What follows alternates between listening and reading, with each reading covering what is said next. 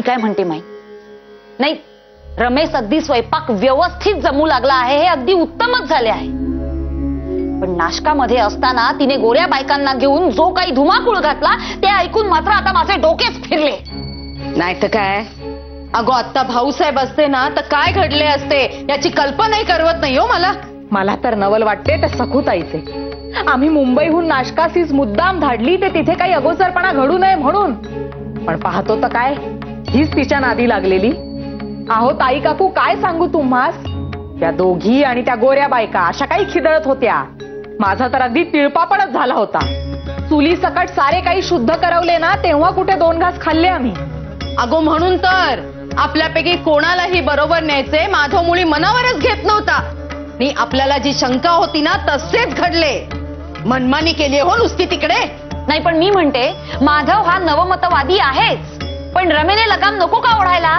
मग काय माई, तिने सांगायला नको मला हे जमायचे नाही असे स्पष्टपणे बजावायचे. मी गोविंदराव रानड्यांची सून आहे, तेव्हा रानडे घराण्याची अब्रू राखणे हे माझे कर्तव्य आहे. मला या भरीत घालू नका. अहो ताई काकू, पण हिचे पोरपणाचेच वागणे सारे. एरवी अगदी पोक्त वागते. आपल्याला नाही का त्या मुक्तीच्या वेळी उपदेश करीत, पण तिकडे हे परकऱ्या पोरींसारखे नाचकामच दिसले. गप्प बसा, बास करा बायानो, आता बास करा. मी तर म्हणते आता हा आपण विषयच बंद करूया. तो माधव महिनाभर आलाय सुट्टीसाठी, पण आपण असे बोलतो आहोत ना म्हणून 2 दिवसातच निघून जायचा.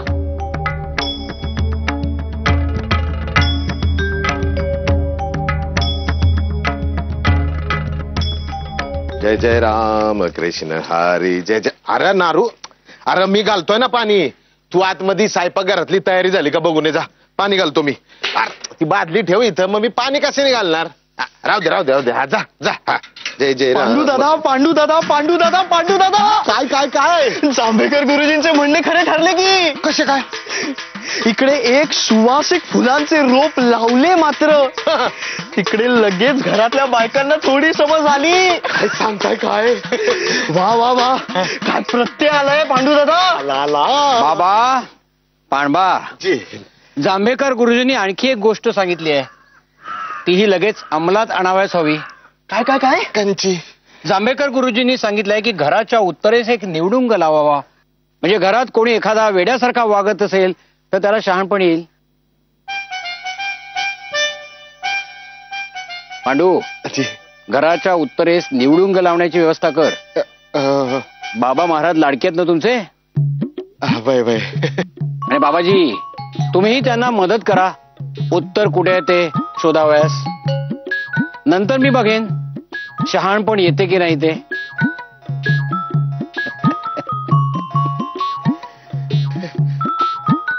काय खरं नाही बाबा. जय जय राम कृष्ण.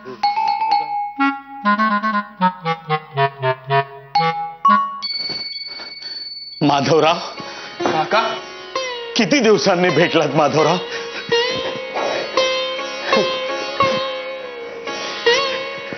यशस्वी व्हा भांडारकर. आता जीवास बरे वाटले. आम्ही तर मे महिन्याकडे डोळे लावूनच बसलो होतो.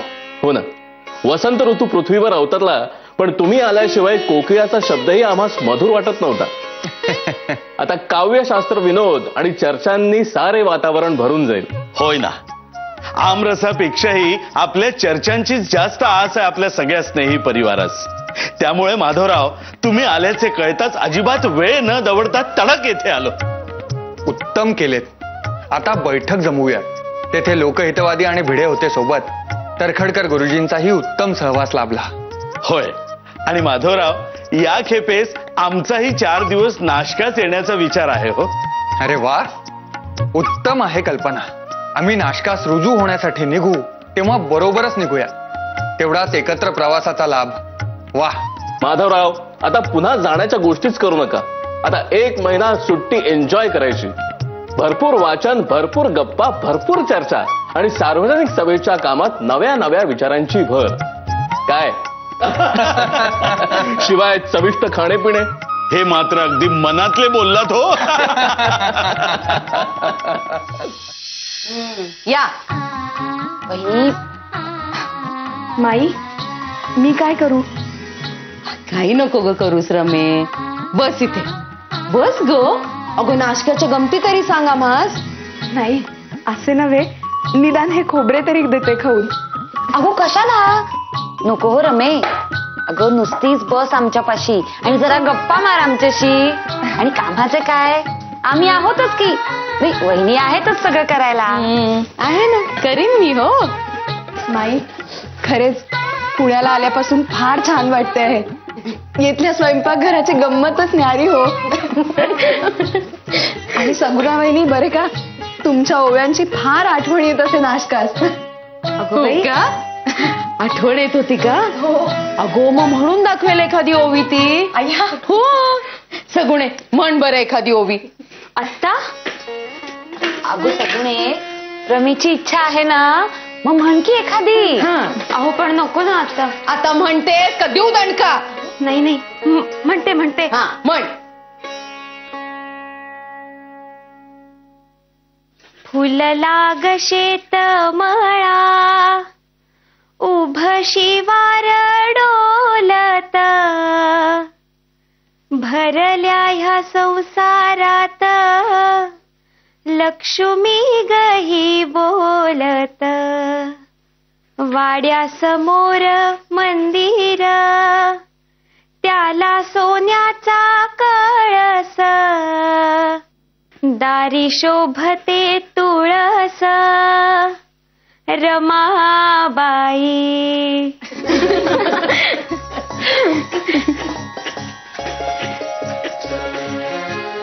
सुभद्रा काकू, यावेळच्या सुटीत मला घीवर कराव्यास शिकवा. अगो बाई, खरेच तसे कमलाबाईंनी दाखवले मला तिथे असताना एकदा, पण तुमची सफाईच वेगळी. शिकवीन हो रमे, नक्की शिकवीन. अगो आता तुला स्वयंपाकाचं देखील साधलंय ना, मग आता मी जे काही शिकवेन ना ते लगेच कळेल हो तुला. शिकवीन बरे. आणि हो ताई सासूबाई, यंदा मला रांगोळी शिकायची आहे तुमच्याकडून. अगो बाई, लक्ष्मीबाईंना येताना तसे सांगूनच आले आहे मी. खरे तर त्या शिवणकाम विणकाम फार सुंदर करतात, पण रांगोळी काढायची असेल ना की काही ना काहीतरी बिनसतेच त्यांचे. अगो बाई, रमा अलीकडे फारच बडबडी झाली आहेस गो तू. काय हो वहिनी? हो ना माई, नाही स्वातंत्र्य भारी मानवले हो तुझ्या सुनेस.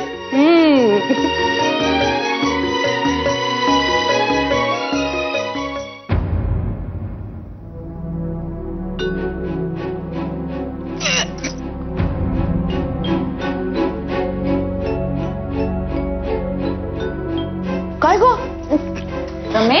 अगो काय झालं रमे? अगो मळमळते का? हा हो, पोटातही जराशी दुखतीये.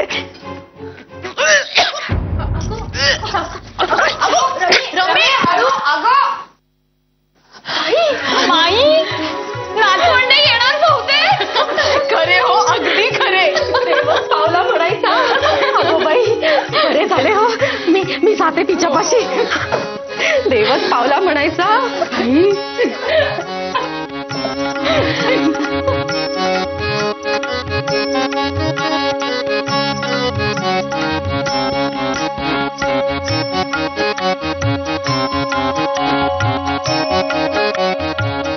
वहिनी, नक्की गोड बातमी असणार बघा.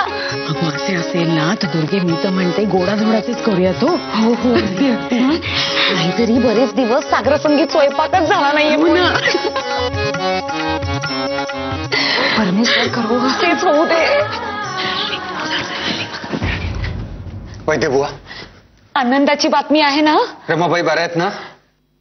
अहो बोला ना वैद्य बुवा, आनंदाची बातमी आहे ना? सगळ्या प्रश्नांना नाही असंच उत्तर आहे. म्हणजे त्या गरोदर आहेत असे तुम्हाला वाटले असेल ताईसाहेब, पण दुर्दैवाने तसे नाही आहे. अगो बाई, पण रमाबाई, त्यांची तब्येतही तितकीशी चांगली नाहीये. पोटाचा विकार दिसतो आहे, आतड्यास सूज आहे. मी चाटण करून ठेवले आहे. माई साहेबांस तशा सूचनाही दिल्या आहेत. नंतर माणूस पाठवा, आणखी 2 पुड्या पाठवीन चूर्णाच्या, त्या सकाळ संध्याकाळ द्या. आणि आहार मात्र ऊन पातळ, आणि हलकाच असू द्या. आणि हो, विश्रांती मात्र घ्यायला हवी आहे हो, अन्यथा पोट दुखू शकते. 3 दिवसांनी मी पुन्हा येईन. मध्ये काही लागलेस तर निरोप धाडा. बरे, येतो.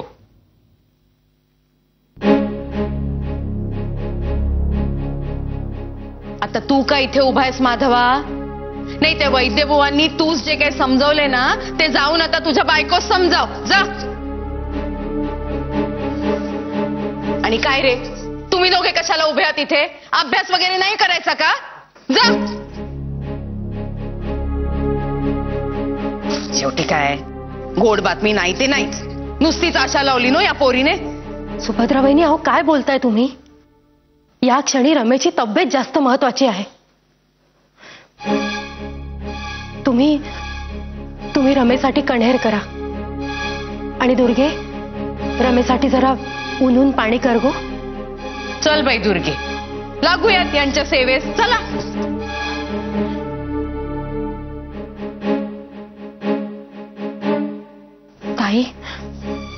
ताई, मला फार भीती वाटते हो. रमेश बरे वाटेल ना? अगो माई, साधे पोटाचे दुखणे ते वाटेल हो बरे. चला, आपण स्वयंपाकाला लागूया, नाहीतर भुकेने इतरांच्या पोटात दुखायला लागेल. चला. आनंदाची बातमी नाही ती नाहीच. दाटुनिया येता मेघ, भरे आकाश जळ, माळ ही व्रताची जपता, झाले घराचे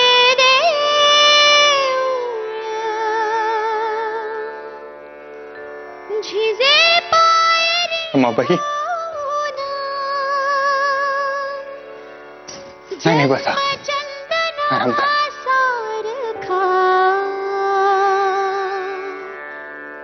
त्याच्या कृतार्थ डोळ्यात झोले उंच माझा झोका, उंच उंच माझा झोका, झोले उंच माझा झोका.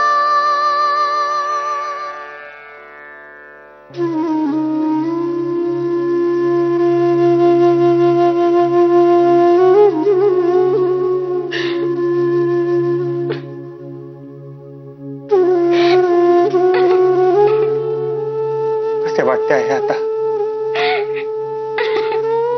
रमाबाई? फार दुखते आहे का?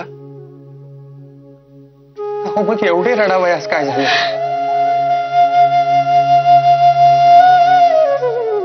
घरातील साऱ्या बायका पणी इच्छा धरून बसल्या. यशोदाबाई सुद्धा आणि आज धरून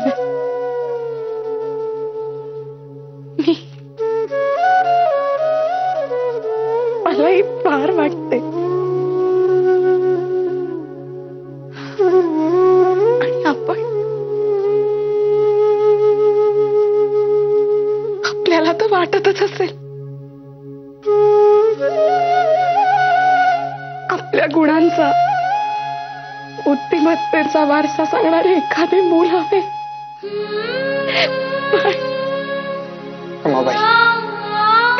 रमाबाई, रडू नका बरे, अजिबात रडू नका. शांत व्हा.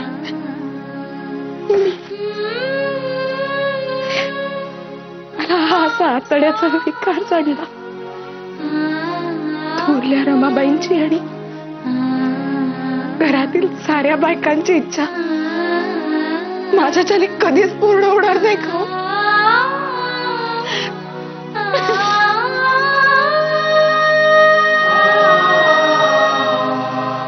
रमाबाई, तुमच्या तब्येतीची आम्हास जास्त काळजी आहे. रडू नका, रडू नका. आणि आयुष्य संपले आहे का आपले? नाही ना? झाले तर मग आपल्याही आयुष्यात हा आनंद येणार. ती येणार. फिर का सोडता?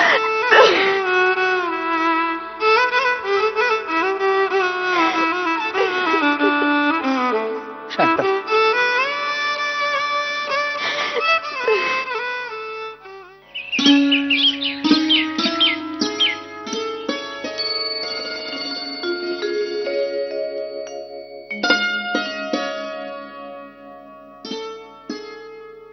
रमे,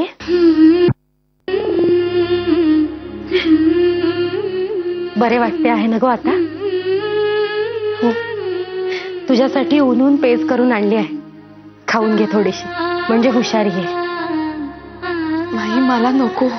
अगो असे काय करतेस? असे करून कसे चालायचे? चल खाऊन घे, म्हणजे बरे वाटेल. बैस.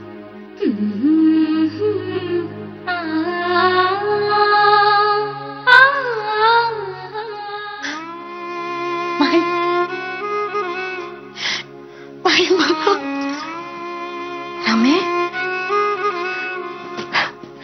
रमे, अगो काय झाले? अगो होतो काही जणांच्या बाबतीत उशीर, पण पोटाचा आजार जडला म्हणून आता सगळे काही बिघडले असे काय आहे? आपण चांगला विचार करायचा, म्हणजे सगळे चांगले होईल. समजले? नाही, एखादे मूल पदरी असावे अशी सारी जणे मनी आशा बाळगून आहेत. थोरल्या रमाबाईंची फार इच्छा होती, म्हणून यशोदाबाई सुद्धा आल्या सांगाव्या.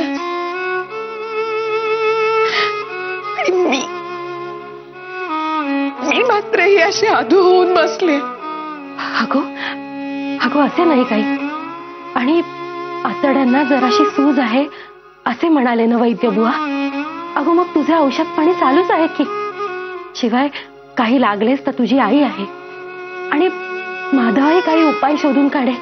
तुला बरे वाटेल हे नक्की. आता रडू नकोस. आणि मुख्य म्हणजे कुणाचेही दडपण घेऊ नकोस. कुणी तुला काहीही बोलायचं नाही. खरेच तू तुझे मन आनंदी ठेव, म्हणजे लवकर बरी होशील. कळले? चल खाऊन घे.